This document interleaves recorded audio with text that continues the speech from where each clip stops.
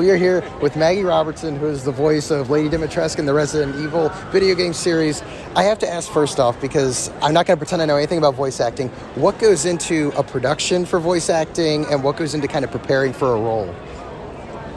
Well, I can only speak to what an actor does, but there's a lot that goes into the production of video games. Actors are the last piece of the puzzle that come into the equation oftentimes. So I laugh because so often actors are considered to be the expert on the game or on their character, and really I have such a small microscopic view of the big picture of the game because I've come in as the last piece of the puzzle, and it's the game developers that have all of the information, and we're only given exactly the information that we need to know in order to say sometimes the line before us. If we're working in a VO booth, I only have my lines in front of me, and then I rely on the dev team to give me the context that I need to be like, oh, you're about to attack this person, or da-da-da-da. So I think preparation oftentimes is, well, first of all, it's acting. Even though it's voiceover, it's still acting. That's the foundation off of which everything is built. So then from there, you have all these tools in your toolbox so that you can tailor it to whatever specific medium you're operating in. We're all actors, not just voiceover actors. So I forgot where I was going with this, but anyway, here we are. It's acting, and yes, so because, sometimes I'm going into the booth, I don't even know what game I'm working on. I only have my lines in front of me. I only have this tiniest little view of the big picture, so it's really about doing all of the prep in advance of even booking the job, putting in your 10,000 hours so that when you go into a situation like that, you are flexible and versatile enough to make really fast, informed choices that are supporting the character and the game. Well, and as someone who is a voice actor, what got you into it in the first place? What inspired you? And I guess along the way in your career, what have you learned the most and kind of taken to heart with your craft? LOL, Resident Evil is what got me into it. So that was my very first video game. It's what broke me into the industry with a big splash.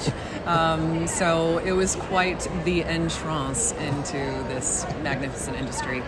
That's how I got into it. And it was everything about the audition process was fake information because video games are oftentimes under NDA. Right. So different character name, different game name, different breakdown, different sides that I auditioned with.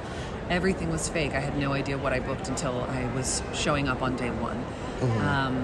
So I can't say that I ever consciously intended to get into this industry, but the second I got into it, I immediately felt that kind of lightning bolt click of I'm exactly where I'm supposed to be, especially doing performance capture is really fun.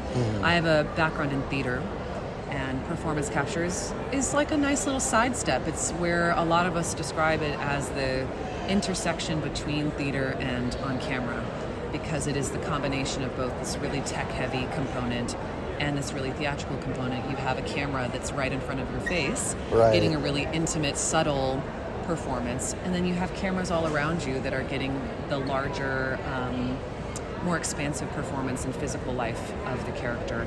So you can really play. It's really about activating your imagination. So it felt like a really natural sidestep from everything else that I had been doing before with theater. Well, and for here, Nightmare Weekend, in the current moment, how has this weekend been for you these last couple of days, and how did this come about appearing here? It came about because my con agent said, you got it, and then I came. But it's been really fun. I actually grew up in Richmond, so it's been a blast to come back to my roots, I guess, and see the old haunts. Some of it is the same, some of it is very different, and I was a child the last time I was here, so it's been nice to experience Richmond as an adult.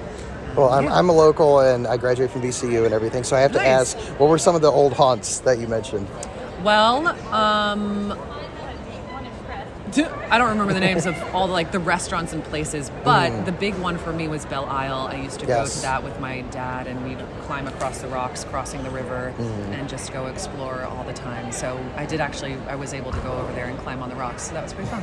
Well, and lastly, I have to ask, as someone who is the voice of a character that so many people are aware of it, and you see these people come through with the photos to sign or the memorabilia to sign. How much does that mean, and what is that like from your perspective, seeing how much these games impact people or the character that resonates?